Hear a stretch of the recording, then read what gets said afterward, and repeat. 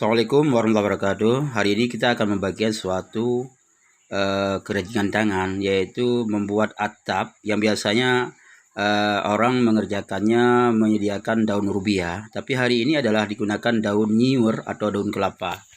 Dan inilah eh, kegiatan masyarakat yang ada di daerah Campatan Bate, tepatnya di Kampung Kule, dan hanya orang-orang yang punya bakat yang bisa mengerjakan daun kelapa ini menjadi atap sebagaimana daun rubia yang biasanya kita kenal.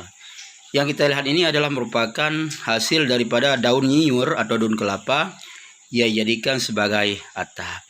Inilah momen paling menakjubkan yang dikerjakan oleh masyarakat yang ada di sekitar sini. Selamat menyaksikannya.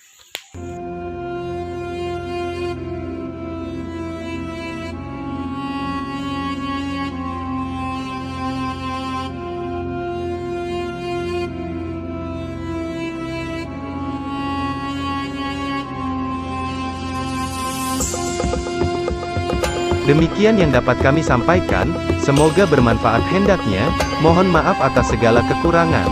Dan jangan lupa subscribe, like, dan share channel kami Sinar Ilmu, semoga menjadi amalan jariah. Wassalamualaikum warahmatullahi wabarakatuh.